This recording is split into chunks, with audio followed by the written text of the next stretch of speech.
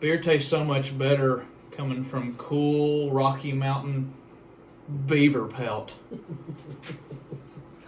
This is not from Colorado. I did get these beaver koozies though. They're pretty cool. Yeah. Every once in a while you get a hairful of beaver. Yeah. See what you did there. Mouthful of beaver. Mouthful. Yeah. Yeah. I don't get it. Nope.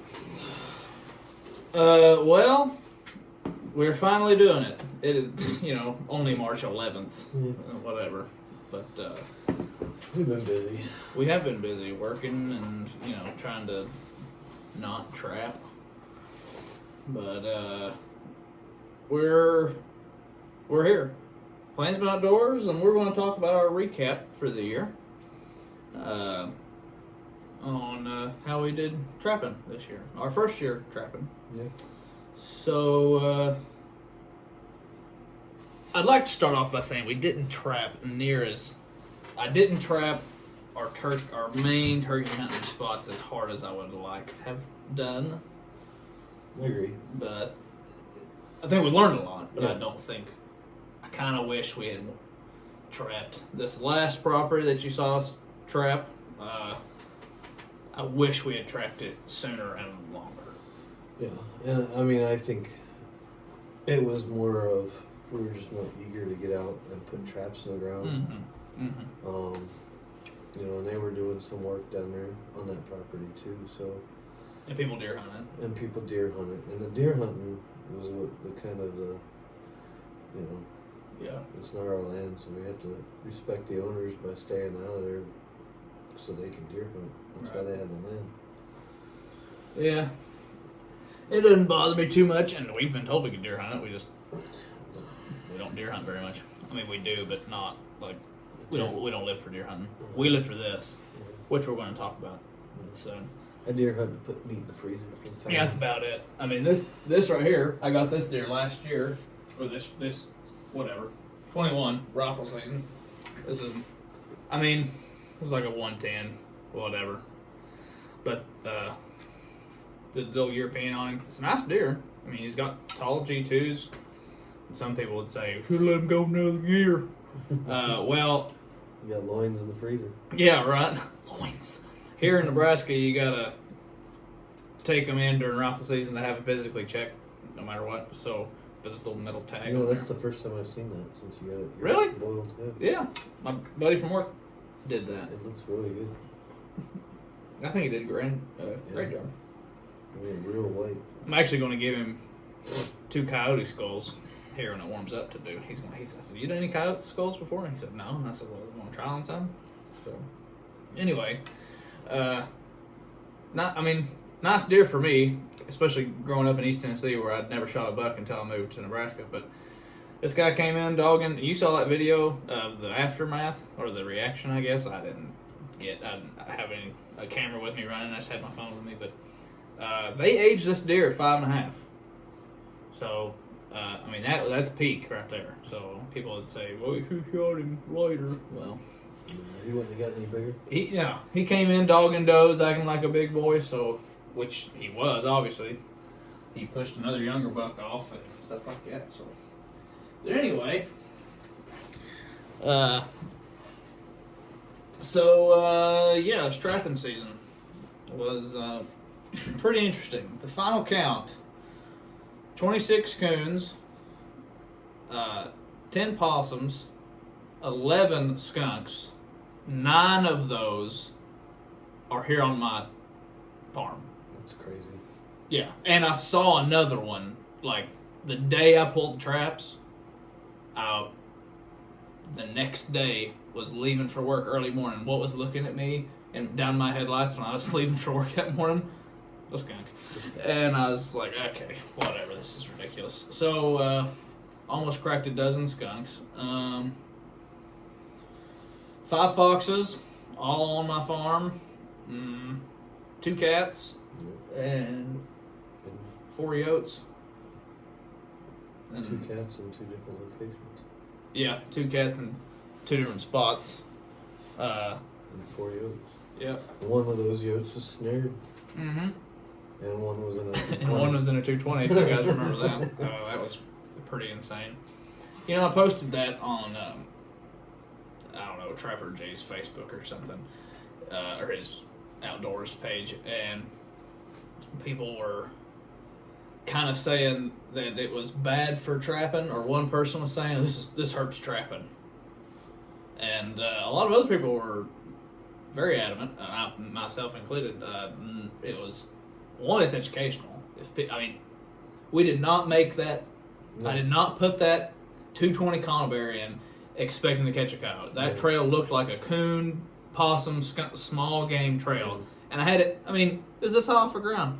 I mean, if that. Yeah. Because we had a hard time staking it down. Yeah, and a coyote decided to go through it. So I don't know. And that's what's weird is because like you said, it looked like a small game trail going across the road to that pond over on the other property.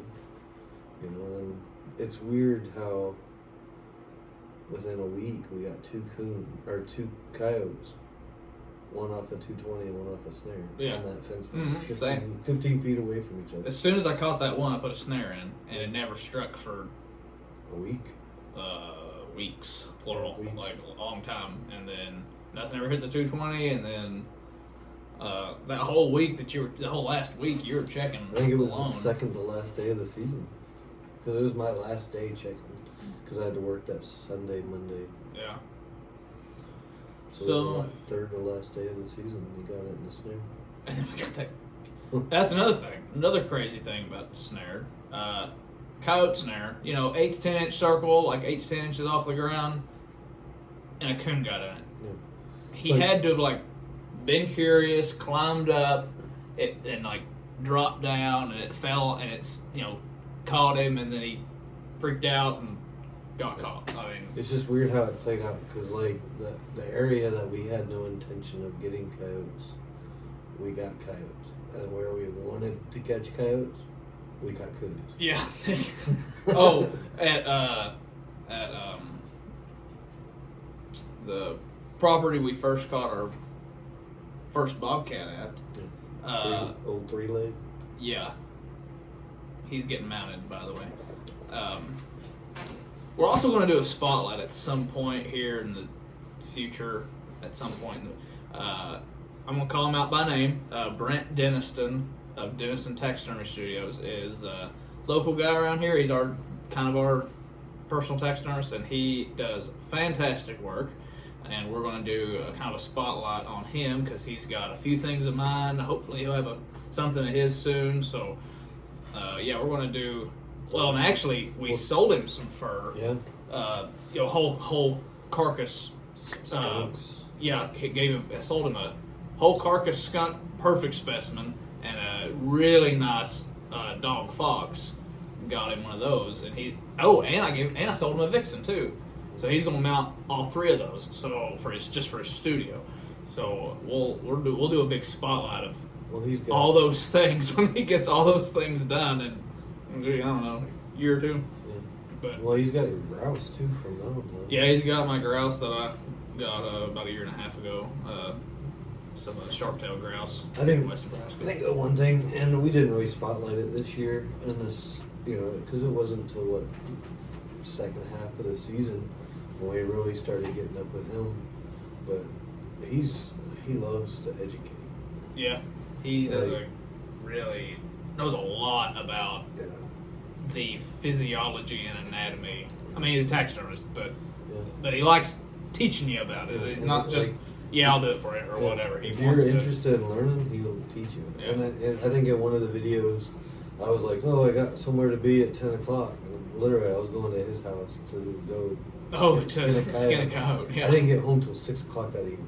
Yeah, it's not that it would have taken that long to skin a coyote. No, it was just that we spent that much time sharing his wisdom. Yeah. And it's very rare for somebody whose business is that to share it with other people. Yeah.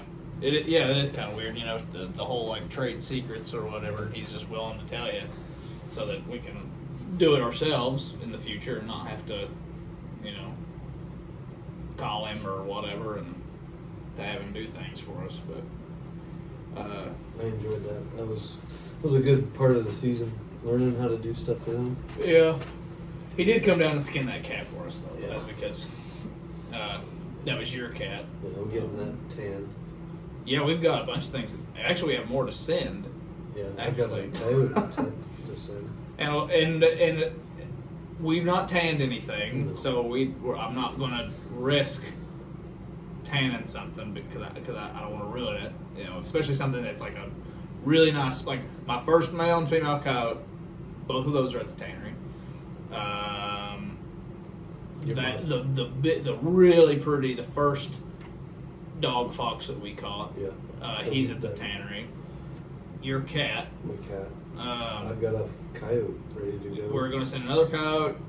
The last coon of the season was the prettiest one of the year, like no brown. And around here, or especially on their back, you know, they tend to have some brown on them around here.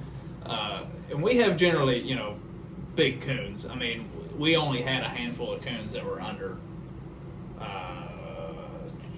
17 pounds. I mean, everything was, you know, 20 or bigger. But that was like towards the end of the season too. Yeah, and she was, and it's a sow, and she was not chewed up. She wasn't tore up at all. She had a perfect pelt on her, and it was just silvery, black gray, just a nice colored coon. And her tail was like a 7-ringer, nice solid black stripes in her tail. So I'm going to send her off too with that coyote. I've got my first coon. We're We're going to send 2 coons. yeah. So Okay. My first ever. Did we already send that off? No. Okay. I think it's in life for you. Okay. I was like, But yeah, I hope not. so I've got the coyote and then my very first ever coon. Because I grew up, we didn't coon. Mhm. You know, I lived in Mississippi for the last 20 years. We never coon hunted. I knew people that did, but Oh yeah. like this year was the first time I ever put my hands on, you know, with a coon. Mhm. So Well, and I grew up coon hunting, so I've skinned a bunch of coons in the past, but it's been like a decade since I skinned a coon until this year started trapping. But yeah, and that's just the way it worked out work wise. You just didn't get the yeah. the minutes, the hours, you know, skinning Well, like I did, just because that's it how our didn't help. schedules worked. And it didn't help, you know, with where I work, we're pretty short-handed too. So I was working a lot, and then what was that? The beginning of February, I ended up in the hospital. Yeah. Yeah. So like, I get a phone call and yeah. you're like going to the I'm hospital. dying, Like, you know? okay. So yeah, I was at work on I think it was a Tuesday, and I was like, I wasn't feeling good. And by the time I got home and changed, it was just like I started having like convulsions. I couldn't control myself, and so my wife loaded me up in the van, and we went to the ER. I sat there for 23 hours in the ER. Ended up finding out my appendix was acting up. So 23 hours in the ER, an ambulance ride about an hour north of us to Lincoln. And then I sat in Lincoln for another 6 hours before they put me on the table. So, yeah, That's it ridiculous. was fun, you know. Yeah, it's ridiculous. And you found out you're allergic to penicillin. And then I found out, you know, after 20 years in the military and getting peanut butter shots all my life and going overseas and getting penicillin. I mean, I took penicillin. They shot me with penicillin. Never had reactions to it. And then all of a sudden, I'm in the ER and they're like, all right, we're going to start you on antibiotics before surgery. And they almost killed me. I ended up having an allergic reaction to penicillin. It's like I'm 30-something years old now. Now you're allergic to penicillin. Yeah, it made no sense. So, you know. Yeah, it was a hard beginning of February. Yeah, that kind of sucked. That was not good. And I think, and our buddy Nate, who is a part of Plainsman Outdoors, he just lives 6 hours from here in West Nebraska, so he can't be a part of videos as much. But he actually, where was I going with that? Somewhere about Nate. I don't remember. I've only had one of these. Yeah, right. Um, I was talking about hospital, and then you said Nate. Yeah, I don't remember. Yeah. Whatever. Nate was, I think he, what was I trying to say? I was going to say something about Nate that was important. One, that he's part of Plainsman Outdoors. Yes. That is important. He is part of Plainsman Outdoors, and Nate Dotson. Nate Dotson. And we, What was that? that's what I was going The to say. podcast. What was that podcast he was on? Or they talked. Oh, yeah, he actually got mentioned in a podcast. It was the Hunters Out East. No, What were they? First Gen First- Hunter, First I Gen think is Hunter. what the podcast is called, and they're talking about something, Some and he, drama with the hunting community. yeah, he messaged them a question about, it was okay, First Gen Hunter was doing a reaction to, a certain meat eating organization, and that guy's brother. We all know who we're talking about. Yeah. They had a podcast where they got in a major argument about new hunters, Yeah. getting people into hunting and stuff. So Nate had they were talking about it on First Gen, and Nate had and then they talked about what Nate said, and they really liked his point. So anyway, I remember now. Nate was saying that he said, just kept telling us, man, y'all are having a awesome, crazy Yeah. first season trapping, and not trapping before. And we were like, what? Because I'm on Facebook looking, and people are like, Coyote number 600, and you're like, you see a shed what? and the whole thing's covered in fur, and it's just like, what do you mean we're having a great Yeah. season? And I think we took that we're setting our bar too high. Yeah. We're not trapping near as much as these guys. Coon Creek, Stu Miller, love that guy, super educational. Trapper Jay, he lives Right real across close the to river. us. Those guys put up crazy numbers, and other trappers that are not on YouTube or whatever, they put up crazy numbers, and they trap a lot. And we had a lot of breaks, between we'd trap here for a week and then we'd stop, and then something would come up, then we'd whatever. So just life intervened, and we just didn't get to trap 24/7. But Nate was congratulating. I was like, man, y'all had a freaking awesome season, and the reason I bring that up, it's going to bring us into what we're going to talk about. Well, I had another, before we get into what we're talking about. Yeah. I mean, we also, we recapped on what we did, but we got to look back at, part of why we're doing videos, too, is to remember, have memories, but we're wanting to educate ourselves and others. In that aspect, it was nice being able to take my wife out a couple times. Mm-hmm. My wife grew up South Mississippi, and the only thing she's ever hunted was squirrels. So Which is great. Yeah. It's like one of our favorite things to do. Yeah, is squirrel hunt. Yeah. Squirrel hunt kind of like one of those things where we're getting frustrated and we just go out and go back to the basics. Yeah. When we were kids and we were having fun. And then we also took JT out a few times. Mhm. So, and JT came up to me later and was like, look, and he's like, because I was talking to him, because he was out there with me and Brent, and Yeah. he's 16, but he was like, Dad, it was fun. It was fun putting a trap in the ground. It was fun checking the traps and being in the woods. He said, but skinning's not my thing. It's boring. It's not fun. So I think as long as he has an interest in it, I think we achieve something. Yeah, and that's the point. Is hunting, fishing, trapping. Love 'em every day. It doesn't matter. Sorry, that's a terrible plug. I hate that song. Anyway, they it's all fun and games until you kill something. Mm-hmm. And then the work starts. Yeah. and that's exactly what that's it the is. way it goes, and that's just the reality. So it's good that he was experienced this kind of droll of okay, now we got to get to work and we got to skin things and whatever, and It was just it was fun. I was having fun until we had to yeah, it was having fun until we had start skin working. stuff. And that was no fun. But he's 16. So He's 16. It's hard to get these younger generations away from electronics and Mhm. be able to pull my son. I think we pulled him out 3 times this season on what we weren't out 24/7 the whole season. So those 3 times, that's pretty good, I think. I think he enjoyed it. We don't I don't have kids yet, but he's got 4. okay 4. I was gonna say an undisclosed number. I got 4. But like, you know, your girls, like, you know, I'm like, man, I'd love to buy one of them, a dozen traps and paint them pink. Yeah. You know, and put those and run a little And trap line. I with think them. one of them next year, if she stays the way she is, you'll see her more in our hunting videos, and you'll see That'd be pretty her more awesome. in her trapping videos. Yeah.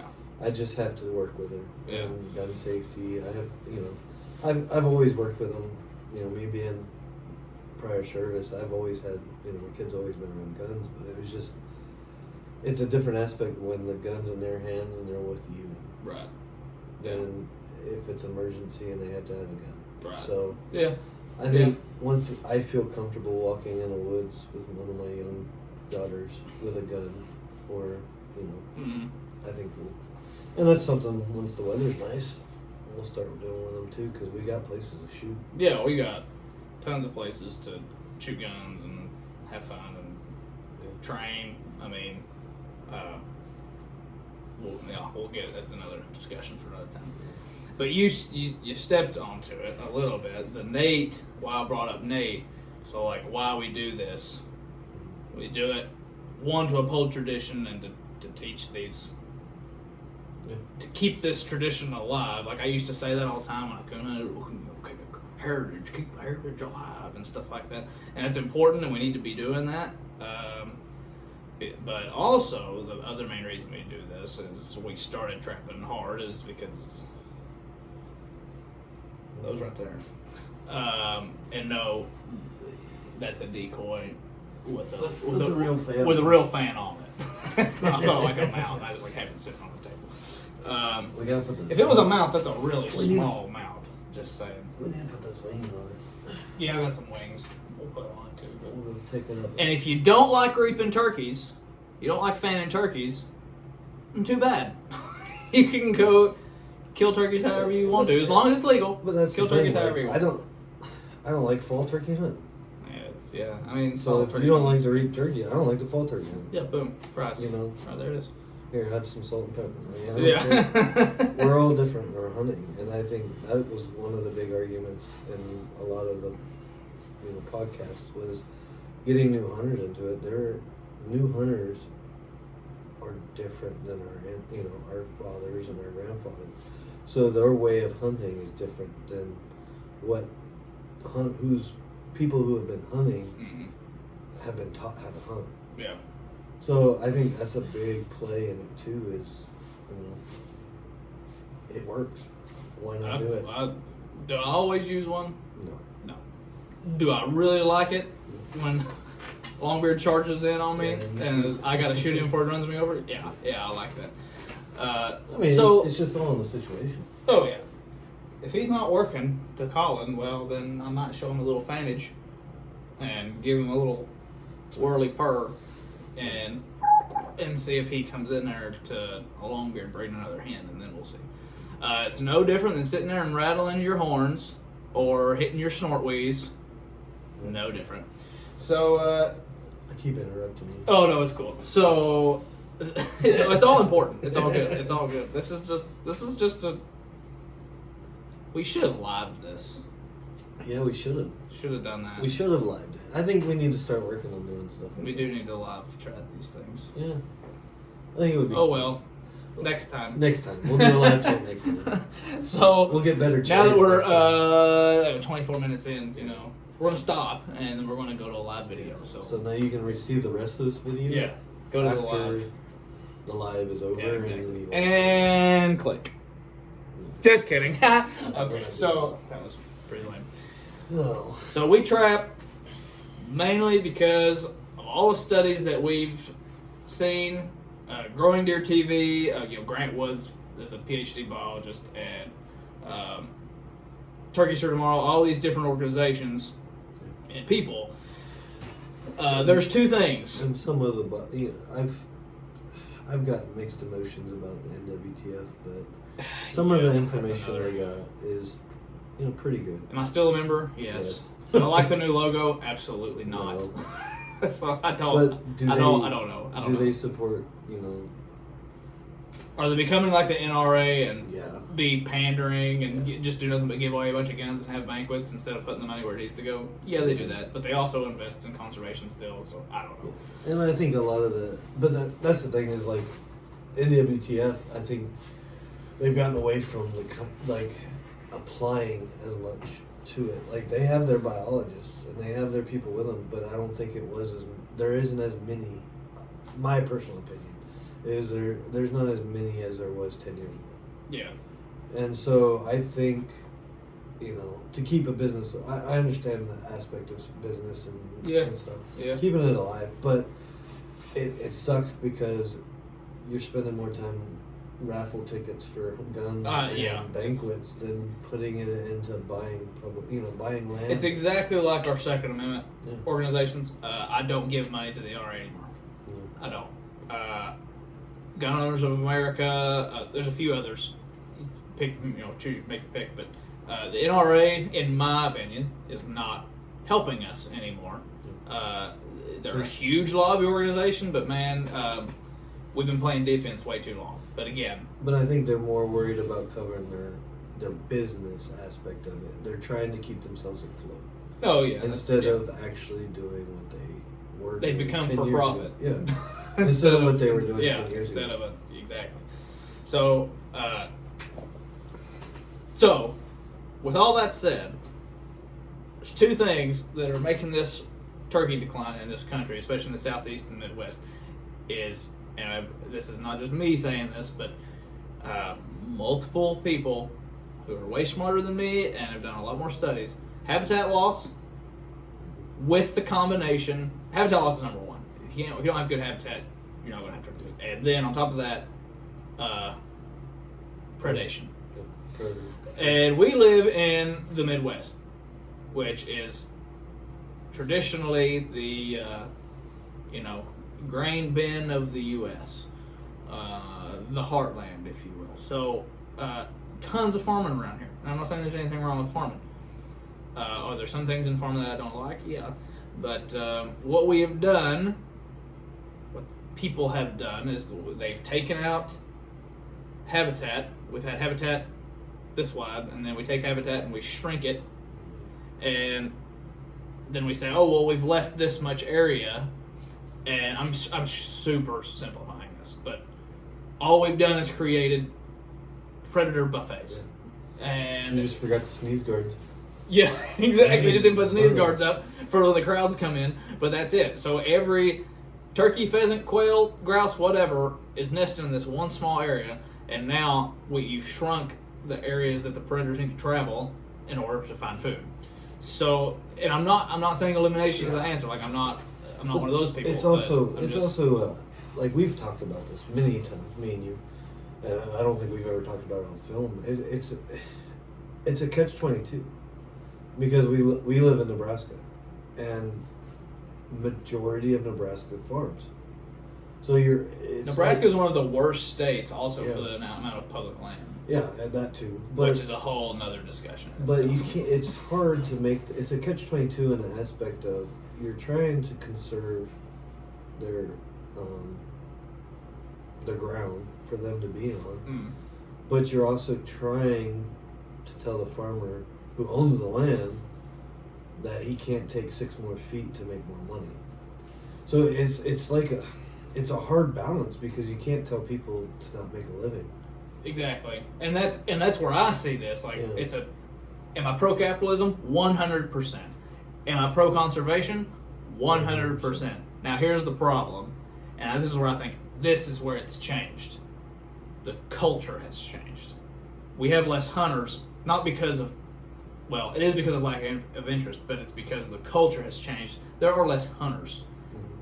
A lot of these farmers' kids and grandkids don't hunt anymore. So why would you leave, this huge area of your land untilled for pheasant or whatever? Nebraska's Midwest, we're right below South Dakota, pheasant mecca. So I hear tons of people work all the time, in their 40s, 50s, and 60s. There used to be pheasants everywhere. And it's like, well, I mean, even when I was growing up, when you 20 years you ago, grew up here. you drive down the gravel road, coming to town, and you see them all. Yeah, you just see hear them on the side of the fence, gravel, yeah. and they take off into a field. Yeah, and But you don't see that anymore. no, and I've seen, I don't know, a handful of pheasants since I lived here, And most of them were down at Loudon Bend. yeah, Or public public land, and they're hunted super hard, and anyway.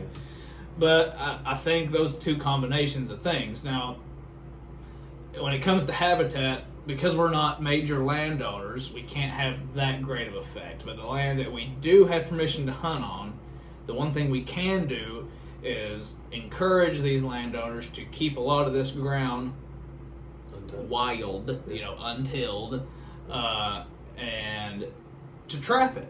And that's the main reason, that I wanted to trap, and that we decided to start trapping was for this, because our number one thing is we're turkey hunters. And that's another thing, like with our trapping this year, we talked earlier in the video where we didn't get to our main turkey spot until later in the season. Yeah. But half of our main turkey spot, the owner's son and grandkids were trapping this year. Yeah. And I would love to get with him Yeah. and see how they did this year. Yeah. But and I think I approached them right at the end of deer season, because we respect the owner, that we don't own the land, and the owners don't want us on the land certain times for their family and themselves to deer hunt. Yeah. I mean, they own the land, that's respectful. Let's lay this out. Yeah. There's two landowners, big chunks of ground. A county road cuts them. I think In was half. it a total of almost 600 acres. Combined, we have about a 600-acre plot of land Yeah. to hunt. The only thing dividing it is a a road. county road, which is a gravel road around here. So the point is, we trapped this section late. Yeah, we trapped This the section was being trapped by the By the owner's owner. son and grandson, in theory. Yeah. So That's what just they to told lay me. it out, that's Yeah, why 'cause we. I went over there and talked to him, and I hit base with him, and I was like, hey, how do you feel about Kyle and I putting up traps? And he goes, my son and my grandkids are out trapping it right now. And I was like, great. Yeah, great, Cool. awesome. Somebody's trapping it. And that's what we wanted, was to trap for, the predators. So And somebody's kids are learning how to trap. and that's another thing, is somebody's kids and grandkids are learning how to do this. This is our first year doing trapping, but trapping has declined in numbers